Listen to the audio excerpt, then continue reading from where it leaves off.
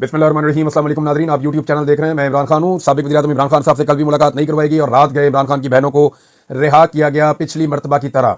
यानी ये एक अजीब बुज़दिली है कि इमरान खान साहब की बहनें आती हैं अपने भाई को मिलने के लिए, उनसे वादा किया जाता है कि आपको मिलाया जाएगा। अदालत के अहकामात उनके पास होते हैं। Chief justice Islamabad high court ने अपने लार्जर बेंच के साथ बैठकर ये अहकामात दिए हैं, लेकिन वहाँ एक छोटा मोटा पुलिस वाला, एक छोटा मोटा जेल का एक सुपरिटेंडेंट, वो अदालत के अहकामात को अपने बूटों तले रोन देता है। इमरान खान साहब ये कहते हैं कि वहाँ पे एक कर्नल रहता है, जेल के निज़ाम को उसने संभाला हुआ है, वो तय करता है कि कौन मिलेगा और नहीं मिलेगा, और उसको अहकामात ऊपर से मिलिट्री एस्टेब्लिशमेंट की जानिब से मिलते हैं। तो ये है वो सारा पंगा जो पड़ा हुआ है। अब इमरान खान साहब से उनके लोगों को नहीं मिलवाया जा रहा, उसका रीज़न ये है कि प्रेशर को मैक्सिमाइज किया जाए। और ये सारा कुछ इनिशिएट कहाँ से होता है? ये मिलिट्री एस्टेब्लिशमेंट की पॉलिसी है। सियासतदान कभी भी इस लेवल पे जा नहीं सकता। मरियम नवाज के बारे में आप ये कह सकते हैं कि उनका एक दिमागी मसला भी है और वो इस खानदान में है, प्रॉब्लम इनका रहता है इन चीज़ों का। तो मरियम नवाज का ये है कि वो बदला लेने में, मुकदमात करने में, ब्रूटल बनने में, लोगों को परेशान करने में। नवाज शरीफ भी यही करता रहा पहले माजी में, लोगों से बदला लेना, लोगों की तौहीन करना, लोगों के साथ बदतमीजी करना, उनके ऊपर अटैक करवाना, उनके ऊपर मुकदमात करवाना, उन्हें गिरफ्तार करवाना, ये इनका खानदानी मशगला है। शहबाज शरीफ तो पुलिस मुकाबले भी करवाते रहे और बहुत सारे पुलिस मुकाबले इन्होंने करवाए, जाली पुलिस मुकाबले, जिसके ऊपर बाद में इंक्वायरियां भी होती रही, लोगों ने आकर गवाहियां भी दी कि जनाब शहबाज शरीफ ने हमारे से जाली पुलिस मुकाबले करवाए। तो ये इनका ब्रूटैलिटी का एक रिकॉर्ड है। लेकिन सियासतदान फिर भी ये कहता है कि कल को मैं भी पकड़ा जाऊंगा तो क्या मेरे साथ भी ये सलूक होगा? तो वो ये सारा कुछ करने से थोड़ा डरता है, क्योंकि इससे उसकी मकबूलियत को भी चोट लगती है। अब ये मिलिट्री एस्टेब्लिशमेंट ने, क्योंकि इलेक्शन तो लड़ना नहीं है, उन्होंने तो इलेक्शन मैनेज करना होता है, तो वो ये चीजें करते हैं। इमरान खान साहब के खिलाफ आजकल आपको पता है कि बहुत पॉलिसी एस्टेब्लिशमेंट की है। आर्मी चीफ जब भी बोलते हैं वो इमरान खान को नाम तो नहीं लेते, लेकिन एक्चुअली उनकी तकरीर इमरान खान को या पाकिस्तान तरीके इंसाफ को या पाकिस्तान तरीके इंसाफ की हमायत करने वाले सोशल मीडिया एक्टिविस्ट को, वो उन सबको निशाना बनाते हैं। हालांकि सारे सोशल मीडिया एक्टिविस्ट एक जैसे नहीं हैं। बहुत सारे लोग, ज्यादा लोग बड़ी लॉजिकल बात करते हैं। चंद ऐसे फेक अकाउंट्स हैं जो बहुत अजीबोगरीब तरीके से तौहीन-आमेज़ बातें करते हैं या लोगों की निजी जिंदगी में घुसते हैं, और ऐसे लोगों को तवज्जो नहीं देनी चाहिए, अहमियत नहीं देनी चाहिए। असल बात वो है जो लोग हकायक सामने रखते हैं। जैसे कि लोगों ने ये सवाल जब उठाया कि वो कौन था, ये बहुत चुभ गया था। जब लोगों ने कहा कि इंपोर्टेड हुकूमत नामंजूर, तो ये बहुत चुभ गया था। अब जब लोगों ने कहा कि फॉरवर्डेड एज रिसीव्ड, ये बहुत चुभ गया है। जब लोगों ने कहा कि टक्कर के लोग, तो ये बहुत चुभ गया था। इमरान खान ने बार बार जो बातें की, लोगों ने उसको पेस्ट किया, उसको छापा, सोशल मीडिया को बतौर हथियार इस्तेमाल किया। तो अब सोशल मीडिया को शिकस्त दे नहीं पा रहे, और सोशल मीडिया को शिकस्त दिए बगैर ये अब मैदान पे कभी भी नहीं जीत पाएंगे। ये तो अब पढ़ी लिखी बात है। इमरान खान साहब की बहनों को जनाब गिरफ्तार किया गया। देखिए, वो मिलने के लिए आई और वो अपने भाई को मिलने के लिए आई थी। इससे पहले भी वो अपने भाई को मिलने के लिए आ चुकी है। 1 महीना हो गया और बहनों को भाई से मिलने नहीं दिया जा रहा। और एक जो मुलाकात करवाई गई है उसमें जो खबरें बाहर आई है, उसके बाद एस्टेब्लिशमेंट फिर डर गई है कि जनाब इमरान खान को जब मिलवाते हैं उनके लोगों से, वो अंदर से बैठ के कहते हैं कोई डील नहीं है। पहले कुछ ऐसे लोगों को मिलवाया गया जिन्होंने बाहर आकर कहा कि वो डील की तैयारी कर रहे हैं। डील तो नहीं, उन्होंने कहा मुज़ाकरात करने जा रहे हैं, और इमरान खान ने हमें मैंडेट दे दिया है। अली अमीन गंडापुर ने पॉजिटिव बातें की, कुछ बातें बड़ी पॉजिटिव, बल्कि बड़े नेक्स्ट लेवल की पॉजिटिव बातें जो है टॉक शो भी कर डाले। आजम सवाती साहब ने की, दीगर लोगों ने भी की। तो इन सब ने ये साबित करने की कोशिश की कि इमरान खान साहब कहीं कोई मुज़ाकरात के लिए दुबले होते जा रहे हैं। लेकिन इमरान खान साहब ने कहा मैंने तो किसी को कहा ही नहीं और मैंने किसी की ड्यूटी नहीं लगाई। अब जब वो सारी चीजें बाहर आई तो पाकिस्तान तरीके इंसाफ का बयानिया एक दफा फिर खड़ा हो गया, और वो तगड़ा होकर खड़ा हो गया। तो उसके बाद जो है वो एस्टेब्लिशमेंट ने फिर से वही रविश इख्तियार कर लिए। इमरान खान साहब की बहनों को वहां से बजाय इसके उनको मिलाते, वो वहां धरना देकर बैठ गई। वहां पे पुलिस आ गई, पुलिस ने उनको गिरफ्तार कर लिया। तीनों बहनों को गिरफ्तार किया। तहरीक इंसाफ के कुछ रहनुमा साथ थे, जिनमें उमर अयूब साहब थे, साहबजादा हामिद रजा पिछली मरतबा की तरह इस दफा भी इमरान खान की बहनों के साथ जुड़कर खड़े रहे। अब वो भी गिरफ्तार हो गए। कुछ 7 के करीब लोगों को इन्होंने गिरफ्तार किया और प्रिजन वैन के अंदर इनको फिराते रहे, और फिर रात को ले जाके इनको उसी तरह इन्होंने एक वीराने के अंदर चक्री के पास छोड़ दिया। अंदाजा करें आप। अब इमरान खान की बहन अलीमा खान ने कहा कि हमें अपना मजाक उड़ाने की फिक्र नहीं है, बल्कि अदालतों की तौहीन हो रही है। इस बात पर जजेस को नोटिस लेना चाहिए। रावलपिंडी मोटरवे पर रिहाई के बाद कोई भी गैरतमंद अदालत होगी तो वो कहेगी ये क्या बकवास है भाई, अदालत के ऑर्डर को ना मानना ही तो अदालत की तौहीन होती है। जज के लिए सबसे बड़ी तौहीन उसकी जात के ऊपर यह होती है कि जज का हुक्म ही ना माना जाए। कभी हम तो ये जानते ही नहीं है, दे ही जाओ हुक्म, हम मानते ही नहीं। जैसा कि सुप्रीम कोर्ट ऑफ पाकिस्तान के फुल कोर्ट ने अब जो सारे जजेस ने बैठ के फैसला दिया कि मखसूस नशिस्तें पाकिस्तान तरीके इंसाफ को दे दी जाए, आज तक वो फैसला माना ही नहीं गया। यानी सुप्रीम कोर्ट को ये क्लियर पैगाम दिया गया कि नहीं मानते, जाओ जो करना कर लो। तो इसी तरह अब ये इस्लामाबाद हाई कोर्ट है, ये एक सुपरिटेंडेंट है, ये बात ही नहीं मानता, ये कहता जी मैं नहीं मिलवाता। अब इस पे इमरान खान की बहन ने कहा, अलीमा खान साहिबा ने, कि ये दूसरी मरतबा ऐसा कर रहे हैं, हमें अडियाला से उठाते हैं और मोटरवे पर छोड़ देते हैं। उन्होंने कहा कि हमने कोई कानून नहीं तोड़ा। पिछली बार एक होटल में बैठे थे, आज एक बिल्डिंग में बैठे थे, पुलिस हमारे पीछे आई है, पहले हमें एक रेस्टोरेंट में बैठा दिया और अब मोटरवे पे छोड़ दिया। उनका कहना था कि हम 3 बहनें घर से आई और दोनों अपोजिशन लीडर्स को भी हमारे साथ उठाया गया, मलिक अहमद बच्चर साहब जो है उनको भी साथ उठाया गया था। हमें तो छोड़ें, ये इंसानियत के साथ ऐसा कर रहे हैं, आप हमारा मजाक उड़ा रहे हैं, हमें नहीं फिक्र, ये अदालतों की तौहीन हो रही है। अलीमा खान ने कहा कि जजेस को फिक्र करनी चाहिए कि उनका तमाशा बनाया जा रहा है, क्योंकि रोज तौहीन अदालत होती है। सुप्रीम कोर्ट के चीफ जस्टिस का पैगाम जाता है, जेल इंतजामिया उसको कुछ नहीं समझती। उन्होंने कहा कोई ऐसे जज आने चाहिए जो इंसाफ फराहम करें। अगर आप इंसाफ नहीं दे सकते तो क्यों बैठे हैं इन कुर्सियों पर? हम कल आपकी अदालत में आएंगे और सवाल करेंगे कि आप पाकिस्तानियों को इंसाफ क्यों नहीं दे सकते। आज ये जाएंगे अदालत में और जाके अदालत से पूछेंगे जनाब आपने ये क्या बदतमीजी करवाई है हमारे साथ। आप हुक्म देके भेजते हैं, वो जेल का एक सुपरिटेंडेंट जो है वो आपका हुक्म ही नहीं मानता, बाहर पुलिस वाले में रोक लेते हैं, बात ही नहीं सुनते। और अब जनाब इनको गिरफ्तार किया गया। आलिया हमजा साहबा भी पीछे पीछे भागती रही, कभी इधर जा रही हैं कभी उधर जा रही हैं। वो भी कोशिश करती रही कि किसी तरह कोई मामला जो है वो मुलाकात हो जाए। उनकी भी मुलाकात नहीं हुई, इमरान खान की बहनों की भी मुलाकात नहीं हुई। अब इसमें आलिया हमजा साहबा ने एक स्टेटमेंट दिया है, वो स्टेटमेंट मैं आपको जरूर पढ़ के सुनाऊंगा। उन्होंने कहा कि हम खवातीन के सरों पर रिवॉल्वर रखे गए, हमारे सरों से दुपट्टे छीने गए। क्या आलिया हमजा, बुशरा बीबी, अलीमा खान, डॉक्टर यास्मीन राशिद खवातीन नहीं हैं? इमरान खान की बहनें आज भी राह तक रही हैं, हम कोई कीड़े मकोड़े नहीं हैं। अच्छा, अब जरा फर्ज करें एक लम्हे के लिए कि आसिफ अली जरदारी जेल में है या कैद में है और उसकी बेटी आती है उसको मिलने के लिए, या उसकी बहन आती है उसको मिलने के लिए, और उसको वहां से पुलिस उठाती है और उठा के दूर कहीं वीराने में छोड़ आती है। तो इस मुल्क में सारी इंसानी हकूक की तंजीमें क्या करेंगी? सारे सहाफ़ी क्या करेंगे? ये चीख चीख के अपने गले फाड़ देंगे, ये नाच नाच के घुंघरू तोड़ देंगे। जितनी खवातीन सहाफ़ी है वो अपने गिरेबान फाड़ के चीखना शुरू कर देंगी। हर कोई जो है गिरेबान फाड़ने से मतलब ये नहीं है कि प्रैक्टिकली अपने गले फाड़ना शुरू कर देंगी और ऊंची ऊंची चिल्लाना शुरू कर देंगी। औरत कार्ड जो है वो हर तरफ से निकल आएगा, पूरे मुल्क में एक भौचाल आ जाएगा और इसे इंसानी हकूक की सबसे बड़ी खिलाफवर्जी करार दिया जाएगा। फर्ज करें कि नवाज शरीफ जेल में है और नवाज शरीफ जेल में है और वहां से इस तरह किया जाता है नवाज शरीफ की बहनों के साथ या रिश्तेदारों के साथ जिनका सियासत से कोई ताल्लुक भी नहीं है, जिन्होंने कोई लुटमार भी नहीं की, जिनके ऊपर कोई केस भी नहीं है। नवाज शरीफ की बहनें आती हैं या रिश्तेदार आते हैं, उनके साथ ये किया जाता है। तो पाकिस्तान में कितना वावेला होगा, सोचें जरा इसके बारे में आप। रोला पड़ जाएगा पूरे मुल्क में। लेकिन यहां पे आप देखें कि चाहे वो मोहब्बती माफिया हो, चाहे वो खूनी लिबरल्स हो, चाहे वो कोई भी लोग हों, सारे चुप है, कोई बात ही नहीं कर रहा, कोई बात करने के लिए तैयार ही नहीं है। पाकिस्तान का मीडिया को खबर के तौर पर लेता ही नहीं है। आज के आप अखबार उठा के देख ले, कोई इतनी बड़ी बात ही नहीं है। तो ये वाकई में पाकिस्तान तहरीक इंसाफ या एस्टेब्लिशमेंट के खिलाफ जो खवातीन खड़ी हो जाए, उन्हें इस मुल्क में कीड़े मकोड़े ही समझा जाता है। नाज़रीन, उमरकोट में पाकिस्तान पीपल्स पार्टी को इलेक्शन जितवा दिया गया और आप अंदाजा करें कि ज़िमनी इलेक्शन में इतना वोट पड़ गया कि इतने तो जनरल इलेक्शन में नहीं पड़ते होते। 1,62,000 वोट ले लिया जनाब जीतने वाली उम्मीदवार ने, और जो हारने वाले उम्मीदवार हैं उन्होंने 81,000 से ज़्यादा वोट ले लिया। और लोगों ने बड़ा एहतजाज किया, बड़ी कोशिश की कि वो अपनी सीट जो है हकदार को दिलवा दें।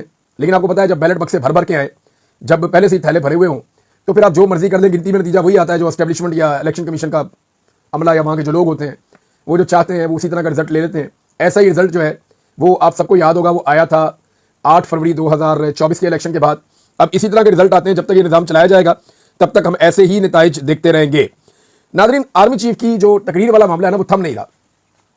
मुझे नहीं लगता कि कोई अच्छा आइडिया है कि आर्मी चीफ को प्रेजेंट किया जाए लोगों के सामने और उन्हें कहा जाए कि आप तकरीर करें, क्योंकि फ़न तकरीर में वो बिल्कुल मुतासर कुन नहीं है।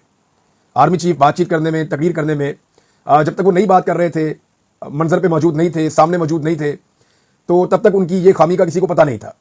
लेकिन वो जैसे ही बात करना शुरू करते हैं तो पता चलता है कि उनके अंदर बात करने की वो कैपेसिटी नहीं है। जो बॉडी लैंग्वेज एक्सपर्ट्स हैं, जो तासुरात से, बात करने से, बॉडी लैंग्वेज से जज करते हैं, कुछ लोगों से मैंने बात की, फिर मैंने 2-4 और सहाफ़ी हैं उनसे भी बात की, तो उन्होंने कहा जी इंतहाई मायूस कुन बॉडी लैंग्वेज है आर्मी चीफ की, और इसमें कुछ ऐसा लगता है कि प्रेशर भी है। यानी वो एक मसनूईपन नजर आता है कि एकदम वो ऊपर ले जाते हैं पिच को, एकदम नीचे ले आते हैं, उनकी आंखों की हरकत, उनके जबान से होने वाले अल्फाज की अदायगी के साथ। और ये मैं इसलिए कह रहा हूं कि अगर उन्होंने तकरीर करनी है तो वो प्रैक्टिस करें, अगर उन्होंने तकरीर करनी है तो वो उसके ऊपर, क्योंकि पाकिस्तान का आर्मी चीफ है, ये इमेज फिर आर्मी की तरफ से जाता है ना पूरी दुनिया में। ये ऐसा नहीं है कि एक पॉलिटिकल वर्कर हो तो मैं कहूँ ठीक है जी पॉलिटिकल पार्टी का बंदा है, जो मर्जी करी जाए। कई लोग अच्छी तकरीर करते हैं, कई बुरी करते हैं, तो वो उनकी मर्जी है, उनको पॉलिटिकली फायदा या नुकसान हो जाता है उसका। लेकिन आर्मी चीफ की तकरीर और उनकी उसमें बॉडी लैंग्वेज वो बड़ी मायूस कुन है, बड़ी वो पथेटिक। एक शख्स ने तो मुझे यहाँ तक कहा कि जी इमरान साहब ये पथेटिक है। मैंने कहा जी क्यों? मुझे, अब मैं नाम उनका नहीं ले सकता, बेचारे पाकिस्तान में। उन्होंने कहा इमरान साहब इनकी बॉडी लैंग्वेज में ना चीज़ें एक दूसरे के साथ आपस में मैच नहीं हो रही, यानी हाथों की हरकत कुछ और कर रही है, आंखें कुछ और कर रही हैं, जबान से जो अल्फाज की अदायगी है उसमें उतार चढ़ाव जो है वो नेचुरल नहीं है, और जो अल्फाज की अदायगी है वो भी नेचुरल नहीं है, और सामने से जो क्राउड का रिएक्शन है वो भी नेचुरल नहीं है। ये नहीं, ऐसा लगता है कि तय करके चीजें की गई हैं लेकिन अच्छी तरह से इसको एक्ट नहीं किया जा सका अनफॉर्चुनेटली। और एक दबाव भी ऐसा लगता है कि कोई दबाव है। देखें, अब ये बैरूनी दबाव है, देखें अमेरिका की जानिब से तो दबाव इन्होंने काफी कंट्रोल किया है, मादनियात का झांसा देकर।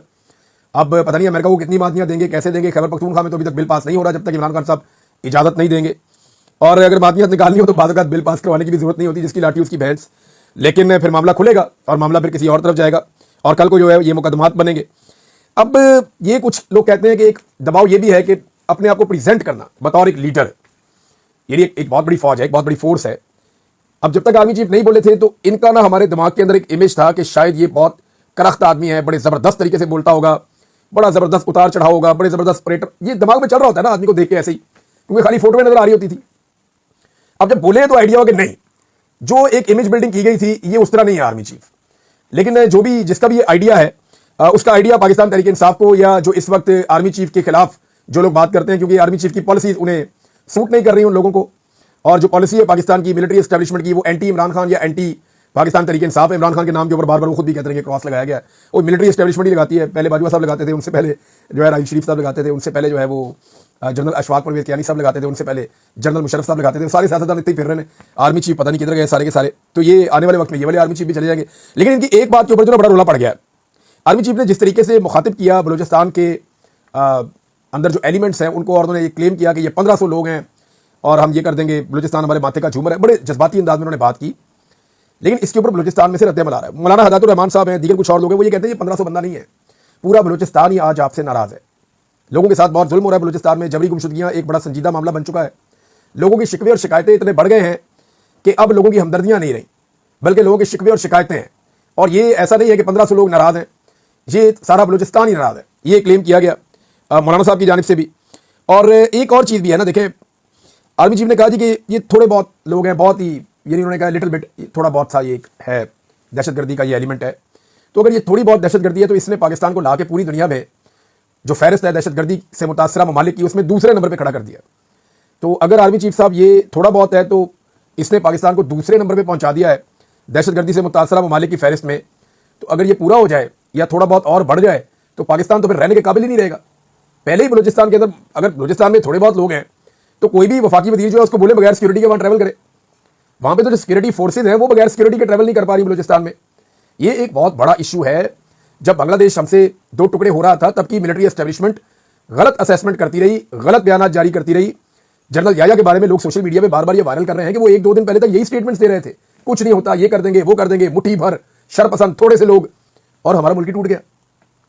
अब क्या दोबारा हम वैसी गलती तो नहीं कर रहे? क्योंकि मौलाना हदायतुर रहमान साहब कह रहे हैं कि ये थोड़े बहुत लोग नहीं है। फजलुर रहमान साहब कह रहे हैं कि जनाब ये तो अगर वो आज़ादी का ऐलान कर दें तो वो कर सकते हैं और अक़वाम मुत्तहिदा उनको सपोर्ट कर देगा। 8 इजला ऐसे बताए जाते हैं अपोजिशन जमातों की जानिब से जहां पे गवर्नमेंट की रिटी नहीं है।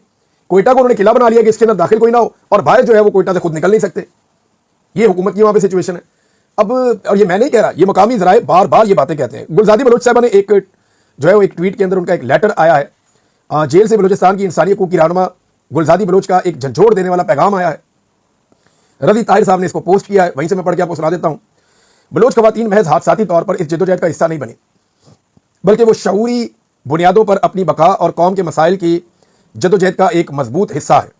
लिहाजा धमकियां, जबरी गुमशुदगियां, मारो फेंको की पॉलिसी इन ख़वातीन को नहीं रोक सकती। अगर जबर से लोग खामोश किए जा सकते तो 2006 के बाद एक मासूम बच्ची मारंग ना बनती। अगर जबरी गुमशुदगी मसाइल का हल होती तो शमी बलोच के बारे में शायद बात कर रही हैं, वो वक्त यजीद के लिए ललकार ना बनती। अगर तशद्दुद से नजरियात पर काबू पाया जा सकता तो राशिद हुसैन की मां बस खातून और जाकिर मजीद की मां राज बीबी पहचान ना बनती। अगर बंदूक के जोर पर जहनों को कब्जा किया जा सकता तो गुलजादी आज तुम्हारे सामने हाथ पांव बंधने के बावजूद भी तुम्हारा मुकाबला नहीं कर रही होती। पर तुमने मुसलसल 4 घंटों तक तशद्दुद किया। ऐसी हजारों कहानियां हैं जो अपने लापता मसक शुदा प्यारों के बाद जान हथेली पर रखकर रियासती जबर के आगे मुजामत की अलामत है। वो कहती ख़वातीन इसलिए बाहर आई हैं कि हमारे लोगों के साथ बहुत जुल्म और जबर हुआ है। हम हादसाती तौर पर नहीं आए, बल्कि हम मनसूबाबंदी के तहत इस बुनियाद पर बाहर आए हैं कि अब हमारे पास रास्ता कोई नहीं है। तो ये बलोच ख़वातीन की कहानी है और ये एक गुलजादी बलोच का एक पैगाम है जो इस वक्त कैद में है। नाज़रीन, पेट्रोल के ऊपर हुकूमत पाकिस्तान कितना इजाफी पैसा वसूल कर रही है इसके आदाद शुमार है, ये मैं आपके साथ शेयर करता हूँ। और हैरान कुन चीज़ें हैं कि हुकूमत कैसे लुटमार कर रही है। आलमी मंडी में कीमतें गिरने के बावजूद मसनूआत सस्ती ना करने से हुकूमत को जो लेवी की मद में 100 अरब रुपए माहाना की इजाफी आमदन हो रही है, यानी वो आवाम की जेब से 100 अरब रुपया माहाना इजाफी निकाल के अपनी जेब में डाल रहे हैं, हुकूमत अपने पास लेकर जा रही है। अब आवाम को जो 168 रुपए फी लीटर वाला पेट्रोल है, जो अगर बहुत भी आप महंगा करें तो 168 का मिलना चाहिए, वो आज भी 255 रुपए में आवाम खरीदने में मजबूर है। हालांकि आलमी मंडी में पेट्रोल की कीमतें लगातार कम होती होती रिकॉर्ड कम हो गई है। इस वक्त $64 फी बैरल पे आ गई है। इमरान खान साहब के दौर में $120 फी बैरल के आसपास थी, अब आधी कीमत पे मिल रहा है और ये दुगनी कीमत पे बेच रहे हैं। यहां से आप अंदाजा कीजिए। नाज़रीन, किसान का बेड़ा गर्क कर दिया मौजूदा हुकूमत ने, बुरी तरह तबाह किया है। एक तरफ SIFC का ग्रीन पाकिस्तान है जहां नहरें निकाली जा रही हैं, सहूलियात दी जा रही हैं ताकि पैसा बने। दूसरी तरफ पंजाब और सिंध का किसान है, गरीब किसान, उसके पास पानी की किल्लत है। खादें और अद्वियात जो है वो रिकॉर्ड महंगी हो गई हैं। डीजल और बिजली महंगी कर दी गई है। ज़रूरी टेक्नोलॉजी भी बिल्कुल पाकिस्तान में फारिग है, कोई रहनुमाई या मदद उनकी नहीं की जाती। लिहाजा फी एकड़ पैदावार भी पाकिस्तान की तमाम ममालिक के निस्बत जो आसपास हैं उनसे कम है। अब जो है किसान फी एकड़ नुकसान उठा रहा है, यानी किसान का भारी नुकसान हो रहा है अगर वो अपनी गंदम को मार्केट में बेचता है उस रेट पर जो रेट मरियम नवाज और शहबाज शरीफ साहब दे रहे हैं, और ये खुद खरीद भी नहीं रहे। कपास पाकिस्तान के अंदर रिकॉर्ड कम पैदा हुई है, गन्ने का किसान जो है वो इस सीजन में इन्होंने रोल के रख दिया है। इन सारी चीजों को आप कलेक्ट करें तो ओवरऑल पाकिस्तान का जो किसान है, खसूसन पंजाब का और सिंध का, उसको बर्बाद किया पाकिस्तान की हुकूमत ने। अब सिंध की हुकूमत तो ये कहती है जी हमारा तो हुकूमत में हिस्सा ही कोई नहीं, वो कुछ ना कुछ करके अपना कोशिश करेंगे किसान को मनाने की, लेकिन पंजाब का किसान अब नहीं मानेगा। किसान कभी भी अब शरीफ खानदान को वोट नहीं देगा। पहले किसान पीपल्स पार्टी को वोट देता था, बीच में कुछ अरसा शरीफ खानदान को वोट दिया, लेकिन फिर जब उन्हें दोबारा आइडिया हो गया कि ये सिर्फ ताजिर हैं, ये सौदेबाजी करते हैं, ये किसान के कभी भी वफादार नहीं हो सकते, तो किसान ने इन्हें वोट देना बंद कर दिया और पाकिस्तान तहरीक इंसाफ को वोट दिया। अब इस मरतबा तो किसान ने वोट ही तहरीक इंसाफ को दिया सारा का सारा, और अगले इलेक्शन में तो ये हुकूमत भूल जाए जो मरियम नवाज ने किसान के साथ कर दिया है। एक तरफ किसान तबाह हो रहा है, दूसरी तरफ ये पंजाब में मेले लगा रही है, ये अपने इंजॉयमेंट कर रहे हैं। यानी जितनी आम आदमी को तकलीफ होती है, जितनी आम आदमी जिल्लत उठाता है, उतना ज्यादा ये लोग इंजॉय करते हैं, उतने ज्यादा ये लोग फंक्शन बुलाते हैं। नाज़रीन, रिटायर्ड जर्नल चेयरमैन वापडा से सवाल करने के नतीजे में जो सलूक हुआ सनाउल्लाह मुफ्ती खेल साहब के साथ और उनकी फैमिली के साथ, हराम है कि कोई इसके ऊपर एक्शन हुआ हो। बहुत सारे अरकान असेंबली बोल रहे हैं लेकिन एक्शन कोई नहीं हुआ। यानी अवाम को यह साबित किया जा रहा है कि एक सरकारी मुलाजिम जो एक रिटायर फौजी है, उसका मेरिट भी शायद यही है कि वो एक रिटायर फौजी है, वरना और बड़े लाइक लोग पाकिस्तान में मौजूद हैं, लेकिन रिटायर फौजियों को फटाफट बड़े बड़े ओहदे मिल जाते हैं। अब ये जो है वो अवाम के वोटों से आया हुआ एक रुकन जो है उसकी कोई हैसियत नहीं है उस रिटायर फौजी के सामने। उसने ट्रांसफार्मर भी उतार दिए, मीटर भी उतरवा दिए। अब कोई पूछने वाला ही नहीं है इस मुल्क में, ना रूल ऑफ लॉ है ना कानून। देखें, अभी आर्मी चीफ ने एक दिन पहले कहा कि हार्ड स्टेट क्या होती है, जहां सारे इदारे अपने कानून और आइन के मुताबिक काम करें। एक सवाल पूछा था, आइन और कानून के मुताबिक पूछा था कि एक चीज की तहकीक वो करना चाह रहे थे, क्योंकि आर्मी चीफ ने आयत भी सुनाई थी तहकीक के बारे में। तो आर्मी चीफ ने जो आयत सुनाई उसके मुताबिक वो तहकीक करना चाह रहे थे। तहकीक करने के लिए उन्होंने आइन और कानून के मुताबिक सवाल पूछा, जो कि आर्मी चीफ के मुताबिक हार्ड स्टेट में बहुत जरूरी है।